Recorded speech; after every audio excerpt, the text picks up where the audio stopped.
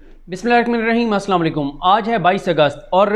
जो ऐलानात पिछले 24 घंटे से वफाकी हुकूमत की जानिब से सामने आ रहे हैं, जो इमरान खान साहब ने जो पिछले 24 घंटों में जो बड़ा फ़ैसला किया है, वो फ़ैसला मैं समझता हूँ कि इमरान खान साहब के इक़्तिदार को ख़तरात से दो चार कर देगा। और मैं ये भी समझता हूँ कि पिछले 2 बरसों में ये दूसरा मौका है जब इमरान खान साहब अपने इक़्तिदार को, अपनी हुकूमत को, अपनी वज़ारत उज़्मा को जो है वो ख़तरात से दो चार कर रहे हैं और इस फ़ैसले के बहुत ख़तरनाक नताइज सामने आ सकते हैं। मामला है सज़ा याफ्ता मुजरिम मियां मोहम्मद नवाज शरीफ साहब के बाहर जाने और अब उनको वापस लाने का। इसको मैं थोड़ा सा आपको जो मैं बात करना चाह रहा हूँ उसका बैकग्राउंड आपको ज़रूर दूंगा। मैं जब भी इस हवाले से बात करता हूँ तो मैं हमेशा आपको जनवरी में लेकर जाता होता हूँ, जनवरी के महीने में लेकर जाता होता हूँ। जनवरी वो महीना था जब प्राइम मिनिस्टर इमरान खान साहब नवाज शरीफ के जाने के बाद शदीद बरहम थे, यानी दिसंबर में वो बहुत ज़्यादा नाराज़ थे और वो उन लोगों से नाराज़ थे जिन्होंने नवाज शरीफ को बाहर भिजवाने के हवाले से किरदार अदा किया था। ज़ाहिर है किसी ने किरदार अदा किया तो रिपोर्टें मैनेज हुई, डॉक्टर्स मैनेज हुए और हमने ये देखा कि किस तरह से मीडिया मैनेज हुआ। मीडिया पे सुबह दोपहर शाम 24 घंटे एक ही खबर हमारे सामने आती थी और वो खबर होती थी कि जी मियाँ साहब के प्लेटलेट्स इतने गिर गए हैं, इतने गिर गए हैं, इतने गिर गए हैं, इस हद तक गिर गए हैं, इतने गिर गए हैं कि आज तक पाकिस्तान में कोई चीज़ इतनी पस्ती पे नहीं गिरी जितनी पस्ती पे मियाँ साहब के प्लेटलेट्स गिर गए हैं। मीडिया ने शोर बर्पा किया, हुकूमती नुमाइंदों से सख्त सवाल किए गए और फिर बहुत सारे हमारे एंकर्स, ख़वातीन भी और मेल भी, वो डॉक्टर्स बने हुए थे और वो बता रहे थे कि मियाँ साहब को कौन सी जो बीमारी है वो कितनी शदीद है और इस बीमारी से कितने लाख पाकिस्तानी जो है आज तक मौत के मुंह में जा चुके हैं। और कुछ ने तो ऐसी बीमारियां बताई कि पाकिस्तान में इससे पहले खुदा न खास्ता वो बीमारी किसी को नहीं है जो मियाँ नवाज शरीफ को बीमारी है। फिर हमने देखा जिस तरह से सर्विसेज हॉस्पिटल के डॉक्टर्स ने उनको, डॉक्टर से मुराद में यंग डॉक्टर्स नहीं ले रहा, जो ड्यूटी डॉक्टर्स हैं उनकी नहीं ले रहा, जो टॉप पे डॉक्टर्स हैं, जो वहाँ के प्रिंसिपल थे, जो वहाँ के MS थे, वहाँ के जो अहदेदार थे, उन्होंने जो मियाँ नवाज शरीफ को सज़ा याफ्ता मुजरिम को प्रोटोकॉल दिया। उस वक्त तरह तरह की कहानियाँ आई। ये भी कहानी आई कि उस वक्त क्योंकि उस वक्त भी आपको पता है एक अदम इस्तेकाम की सूरत हाल थी, गैर यकीनी की सूरत हाल थी और कुछ लोग ये भी कहते हैं कि उन डॉक्टर्स जो टॉप पे हैं उनको ये लगता था कि शायद नून लीग दोबारा इक़्तिदार में आ जाएगी और अगर इक़्तिदार में आ गई तो शहबाज शरीफ हमें नहीं छोड़ेंगे, दोबारा इन्हीं के इक़्तिदार आएगा, हमें फ़ायदे होंगे, तो हम क्यों ना मियाँ साहब के साथ जैस कर लें। उन्होंने मियाँ साहब की खूब खिदमत की, खूब अतात गुजारी की, खूब मियाँ साहब की ग़ुलामी की और उन्होंने सारी चीज़ें जो हैं वो भी इस सारे खेल में शामिल थे, जो सारा खेल जो है वो खेला गया। या फिर लैब्स की रिपोर्ट्स की बात आती है और फिर उन डॉक्टर्स की ओपिनियन की बात आती है। फिर उसके बाद इसी दौरान जब मामला इस्लामाबाद हाई कोर्ट में जाता है, इस्लामाबाद हाई कोर्ट में जस्टिस अतर मिनल्ला साहब, chief justice Islamabad high court, कहते हैं कि प्राइम मिनिस्टर इमरान खान, वज़ीर आला Punjab Usman Buzdar, chairman NAB justice retired Javed Iqbal बयान हल्फी दें कि मियाँ मोहम्मद नवाज शरीफ को मंगल के दिन तक उनकी डेथ नहीं होगी। तो उसकी वजह क्या थी? क्योंकि हुआ ये था कि हफ्ते वाले दिन ये समाअत थी और मंगल को एक और केस जो है वो लगा हुआ था ऑलरेडी। नून लीग जो है वो हफ्ते के दिन भी अदालत उन्होंने लगवाई और उन्होंने जाके कहा कि मियाँ साहब की हालत बहुत ही शदीद ख़राब है, मियाँ साहब को किसी भी वक्त कुछ हो सकता है, आप आज ही मियाँ साहब को ज़मानत दे दें। अतर मिनल्ला साहब ने, जबकि हुकूमत के जो नुमाइंदे थे, जो हुकूमती वकील थे, उन्होंने कहा जी मंगल को केस लगा हुआ है, आप मंगल वाले बेंच को भेज दें, वो सुन लेंगे, वो आमिर फारूक साहब और मोहसिन अख्तर कियानी साहब। लेकिन अतर मिनल्ला साहब ने कहा कि मैं एक शर्त पर एडजर्न कर देता हूँ मंगल वाले दिन तक, अगर ये जिम्मेदारी प्राइम मिनिस्टर पाकिस्तान, चेयरमैन नैब और वज़ीर आला पंजाब लें कि नवाज शरीफ को मंगल के दिन तक उनकी डेथ खुदा न खास्ता नहीं होगी और वो मंगल के दिन तक जिंदा रहेंगे। यही वजह है कि प्राइम मिनिस्टर इमरान खान ने फिर कहा था कि मैं इमरान खान, जिसको अपनी ज़िंदगी का नहीं पता, क्योंकि ये सिर्फ ये इल्म अल्लाह के पास है, अल्लाह के अलावा कोई नहीं जानता कि किसकी कितनी ज़िंदगी है, तो जो इल्म अल्लाह के पास है, जो इख्तियार अल्लाह का है, वो कैसे मैं माज़ल्ला अपने उसमें ले सकता हूँ, अपनी ज़िम्मेदारी पे ले सकता हूँ। मुझे तो अपनी सांसों का नहीं पता, मुझे तो अपनी अगली सांस का नहीं पता, आनी है नहीं आनी, मैं कैसे नवाज शरीफ की ज़िंदगी की ज़मानत दूँ। फिर वहाँ से उनको जिस तरह से इस्लामाबाद हाई कोर्ट से नवाज शरीफ को रिलीफ मिला, फिर लाहौर हाई कोर्ट से तो मियाँ साहब को, जो हमेशा से इस्लामाबाद हाई कोर्ट पे शरीफ ख़ानदान के हवाले से इंसाफ पे मबनी फ़ैसले आए हैं, मेरिट के मुताबिक फ़ैसले आए हैं, यानी इंसाफ जो शरीफ ख़ानदान कहता है कि वाकई ये इंसाफ है, वाकई ये मेरिट है, उस मेरिट और उस इंसाफ के ऊपर पूरे उतरते हैं इस लाहौर हाई कोर्ट के फ़ैसले। हमेशा से जितना शरीफ ख़ानदान को लाहौर हाई कोर्ट पर एतमाद है, वो एतमाद उनका पूरा भी होता है। उनको ये एतमाद होता है कि ना सिर्फ इंसाफ होगा बल्कि होता हुआ नजर आएगा, और वो बिल्कुल इंसाफ होता है शरीफ खानदान के मामले में। वहाँ फिर उस दौरान हुकूमत पे क्योंकि बहुत ज़्यादा दबाव था, जब मेडिकल रिपोर्ट्स प्राइम मिनिस्टर के सामने ये आ रही थी कि नवाज शरीफ के प्लेटलेट्स बहुत हद तक गिर चुके हैं और नवाज शरीफ साहब की हालत बहुत ख़राब है, उनको छोटी बड़ी पोशीदा और खुफिया इतने अमराज हैं कि उनका इलाज लंदन के किसी बड़े अस्पताल में हो सकता है, और अगर वो पाकिस्तान में रहे तो किसी भी वक्त उनकी ज़िंदगी जो है उसके हवाले से बुरी खबर आ सकती है और ये हमारे गले पड़ जाएगा। उस वक्त फिर प्राइम मिनिस्टर ने भी ये फैसला किया कि ठीक है, हम एक बार इनका नाम ईसीएल से निकाल देते हैं, लेकिन उसके लिए प्राइम मिनिस्टर इमरान खान ने इंडेमनिटी बॉन्ड की शर्त रखी। लेकिन फिर शरीफ खानदान ने कहा नहीं। फिर शहबाज शरीफ साहब प्रेस कॉन्फ्रेंस करते हैं और कहते हैं कि हमारे वकला लाहौर हाई कोर्ट में गए हुए हैं, अभी इंशाल्लाह वो दरखास्त समाअत के लिए मुकर्रर हो जाएगी और हमें जो है वो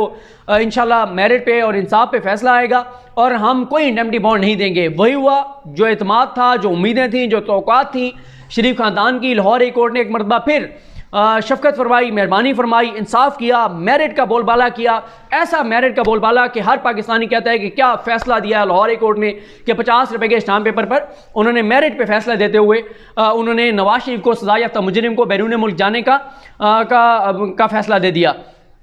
जैसे ही नवाज शरीफ को बाहर जाने का फैसला दिया गया और नवाज शरीफ के लिए वो कतरी एयर एम्बुलेंस के नाम पर वो कतरी जहाज़ आया, जैसे ही नवाज शरीफ उसमें बैठे और जानबूझकर वो तस्वीर लीक की गई जिसमें नवाज शरीफ साहब के सामने फल फ्रूट और पता नहीं कौन कौन से फ्रूट पड़े हुए थे और वो तस्वीर जारी की गई, वहीं से प्राइम मिनिस्टर इमरान खान साहब को समझ आ गई कि मेरे साथ हाथ हो गया है, मेरे साथ धोखा किया गया है, मुझे जो बताया गया है वो गलत बताया गया है। और वहीं से इमरान खान साहब ने बरहमी का इज़हार करना शुरू कर दिया। फिर इमरान खान साहब ने एक तकरीर में कहा, चीफ जस्टिस पाकिस्तान आसिफ सईद खान खोसा साहब को मुखातिब करते हुए और जो नए चीफ जस्टिस बनने वाले थे जस्टिस गुलजार साहब, उनको मुखातिब करते हुए कि खुदारा ये तासुर ख़त्म होना चाहिए कि ताकतवर के लिए और कानून है, कमज़ोर के लिए और कानून है। फिर उस तकरीर का जवाब दिया था कि उस वक्त के चीफ जस्टिस पाकिस्तान आसिफ सईद खान खोसा साहब ने, जिन्होंने ये कहा था कि इमरान खान साहब आपने ही नवाज शरीफ का नाम ईसीएल से निकालने का फैसला किया, हमने तो कुछ और उसमें जो टेक्निकल पॉइंट्स थे उनको हमने डील किया है, मेन तो फैसला आपने किया नवाज शरीफ को बाहर भिजवाने के हवाले से। उसके बाद पंजाब हुकूमत जो है वो नवाज शरीफ साहब की ज़मानत और नवाज शरीफ साहब की ज़मानत जो है उसका वो मुस्तरद करती है दरख्वास्त। लेकिन उससे पहले पीछे थोड़ा सा आ जाए, मैं एक चीज़ मिस कर गया हूँ। जब इमरान खान साहब बरहम होते हैं, उन लोगों पर बरहम होते हैं, नाराज़गी का इजहार करते हैं कि नवाज शरीफ को क्यों इस तरह से बाहर भिजवाया गया, क्यों मुझे धोखे में रखा गया, क्यों ये मीडिया को, इदारों को, ये लैब्स को, डॉक्टर्स को, अस्पतालों को, सब चीज़ों को मैनेज करके कैसे और क्यों भिजवाया गया है सजा याफ्ता मुजरिम को बाहर। उसका फिर इमरान खान साहब ने उस वक्त खमियाजा भुगता था। अपोजिशन चढ़ दौड़ी, इत्तेहादी नाराज़ हो गए, पार्टी के अंदर से लोग आवाज़ें उठाने लग गए और महंगाई जो है वो पाकिस्तान की तारीख की बुलंद तरीन सतह पे तकरीबन चली गई और ना कोई टैक्स नया लगा था, ना पेट्रोलियम प्राइसेस बढ़ी थी, कुछ भी ऐसा नहीं हुआ था। लेकिन एकदम हमने देखा कि इमरान खान साहब को हर तरफ से आफतों ने आ घेरा और ऐसे लगता था कि बस इमरान खान की हुकूमत चंद दिनों की रह गई है। फिर इमरान खान साहब ने अपने आसाब को कंट्रोल किया, उन हालात से लड़े और बिल आखिर उन हालात से निकल आए और उस वक्त फिर इमरान खान साहब बहुत कॉन्फिडेंट हो गए थे। और मैंने एक वीडियो भी की थी जो मुझे याद है, मैंने उसका शायद टाइटल ये रखा था कि जनवरी से पहले का इमरान खान और जनवरी के बाद का इमरान खान। तो उस वक्त मैंने यही कहा था कि अब इमरान खान इंतहाई एग्रेसिव होंगे, लेकिन हुआ ये कि उस वक्त फिर कोरोना आ गया, सारी चीज़ें कोरोना की नज़र हो गई। कोरोना जब अभी ख़त्म हुआ तो प्राइम मिनिस्टर का जो ज़्यादा फोकस था वो मीशत के ऊपर चला गया, वो घरों की तामीर के हवाले से और इन चीज़ों पर चला गया। लेकिन इसी दौरान फिर ये होता है कि इस्लामाबाद हाई कोर्ट में एक दरख्वास्त देते हैं नवाज शरीफ साहब और उस दरख्वास्त पे इस्लामाबाद हाई कोर्ट सवाल उठाती है कि नवाज शरीफ को कैसे बाहर भेजा गया, क्यों वो वापस नहीं आए, 8 हफ्तों की ज़मानत ख़त्म हो चुकी है और वो एब्सकॉन्डर हो चुके हैं। और फिर लगा ये कि अब अदालत जो है इस हवाले से बड़ा कोई दबंग फैसला देने जा रही है। लेकिन अगले दिन अगली समात पर जुमेरात को, जिसका हवाल मैंने आपको इससे पिछली वीडियो में बताया है कि 1 मिनट की समात हुई, नवाज शरीफ साहब के वकील जहांगीर जदून साहब ने दरख्वास्त वापस ली और इस्लामाबाद हाई कोर्ट ने दरख्वास्त वापस कर दी। अब इस दौरान क्या होता है कि जब इस हुकूमत की 2 साल मुकम्मल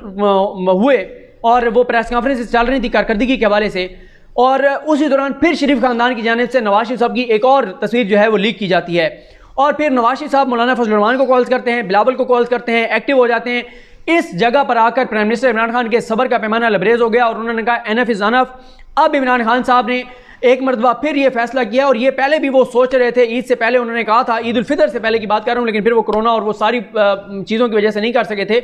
अब इमरान खान साहब ने फैसला किया है कि वो अपने तमाम तर कानूनी ऑप्शन इस्तेमाल कर छोड़ेंगे और सजा याफ्ता मुजरिम मियां नवाज शरीफ को वापस लाने के लिए तमाम तर इक़दाम करेंगे। लेकिन अब आप देखेंगे अपोजिशन का दबाव बढ़ेगा। अब ये भी आपको नजर आएगा कि मीडिया पे एक बार फिर नवाज शरीफ साहब के हवाले से कैंपेन चलेगी। लेकिन इस सारे सिनेरियो में जो देखना है वो ये देखना है कि जिन्होंने नवाज शरीफ साहब को भेजा था उनका इस वक्त क्या रिएक्शन होता है। अगर तो वो ये फैसला किए बैठे अभी भी कि नवाज शरीफ बाहर ही रहेगा और हम नवाज शरीफ को वापस नहीं लाने देंगे, तो फिर इमरान खान साहब का इक़्तिदार ख़तरे में है, फिर इमरान खान साहब के लिए बहुत मसाइल बढ़ेंगे। लेकिन इमरान खान साहब ने कल भी जो पैगाम दिया है वो यही दिया है कि हुकूमत रहती है रहे, नहीं रहती ना रहे। ये गद्दारी थी नवाज शरीफ को बाहर भेजना, और अब मैं नवाज शरीफ को वापस लाऊंगा। और ये भी हो सकता है कि जिन्होंने नवाज शरीफ साहब को भेजा था उन्होंने तो इस शर्त पे भेजा था नवाज शरीफ साहब को कि नवाज शरीफ साहब जो हैं वो खामोश रहेंगे, मरियम खामोश रहेंगी। अब मरियम भी इदारों पर चढ़ दौड़ी हैं, नैब पे उन्होंने हमला किया, जो कुछ उन्होंने किया वो सामने है, वो दोबारा एक्टिव हो गई हैं। शहबाज शरीफ जो हैं, शहबाज शरीफ बेचारे साइडलाइन हो गए हैं, बिल्कुल उनसे नवाज शरीफ बात ही नहीं कर रहे। नवाज शरीफ रब्ते कर रहे हैं मौलाना फजल रहमान से, नवाज शरीफ एक्टिव हो चुके हैं। नवाज शरीफ जो हैं कुछ ऐसे लोगों को भी कॉल्स कर रहे हैं जिनके बारे में बड़े शकूक व शुबहात हैं। तो ये भी हो सकता है कि जिन्होंने नवाज शरीफ को भेजा था बाहर वो ये कह दें कि जी हमने भिजवाया था लेकिन आपने जब अपनी कमिटमेंट पूरी नहीं की तो अब हम भी इस मामले में कुछ नहीं कर सकते। अगर तो ये हुआ तो फिर तो कोई मसला नहीं होगा, स्मूथली इमरान खान साहब के मामलात और चीज़ें चलती रहेंगी। नवाज शरीफ को लाना मुश्किल ज़रूर होगा, इसमें हम कानूनी पहलुओं पे बात करेंगे, लेकिन इक़्तिदार को कोई ख़तरा नहीं है,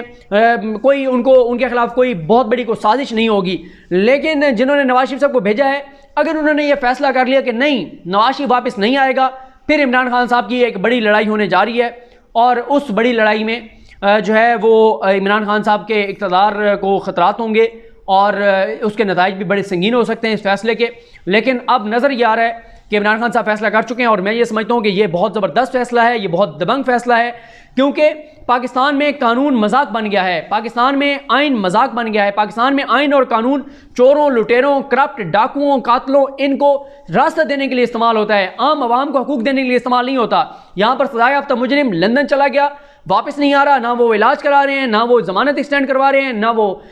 वो रिपोर्ट्स दे रहे हैं, ना प्लेटलेट्स की रिपोर्ट दे रहे हैं, कुछ भी नहीं कर रहे। तो अब मैं ये समझता हूँ कि इमरान खान साहब का दबंग फैसला है, उनको अपने इस फैसले पर खड़े रहना चाहिए, तमाम तरह ऑप्शन इस्तेमाल करने चाहिए, सजा याफ्ता मुजरिम को वापस लाकर जेल में डालना चाहिए, और उनको इबरत का निशान इसलिए बनाना चाहिए कि आने वाली नस्लों को भी पता चले कि अगर कोई करप्शन करेगा, लूटमार करेगा तो उसके साथ ये होगा। ये क्या कि सजा याफ्ता मुजरिम थे और उनको आपने बाहर भेज दिया, वो आज उन्हीं फ्लैट्स में बैठे हुए हैं जिन फ्लैट्स की वजह से वो सजा याफ्ता मुजरिम है, यानी वो फ्लैट्स गैर कानूनी तरीके से खरीदे गए, उसके ज़राए आमदन वो बता नहीं सके, और हलाल के ज़राए आमदन हो तो आप जस्टिफाई कर लेते हैं, जब हलाल के ना हो तो आप जस्टिफाई नहीं कर सकते। ये जो फैसला है इस पर जो फर्दर जो डेवलपमेंट्स होंगी वो इंशाल्लाह मैं आपके साथ आपको आगाह करूँगा, आपके साथ बात करूँगा। लेकिन ये बड़ा एक फ़ैसला है और इसके नताइज आज से ही आपको नज़र आने शुरू हो जाएंगे। लेकिन असल बात जो मैंने आपको की है ये देखना होगा कि जिन्होंने नवाज शरीफ साहब को बाहर भिजवाया है उनके इस पर क्या रिएक्शन होता है। असल सवाल ये है, अगर वो नॉर्मल रहे सब ओके रहेगा, और अगर उन्होंने फैसला कर लिया कि नहीं हमारा फैसला था, हमने भिजवाया था और आप वापस नहीं बुला सकते, तो फिर एक बड़ी जो है वो लड़ाई होने जा रही है, और देखते हैं कि इस लड़ाई में कौन जीतता है और कौन और किसको शिकस्त होती है। मुझे अपनी दुआ में याद रखें। अल करीम हम सबका हामी नासरो। अल्लाह हाफ़िज़।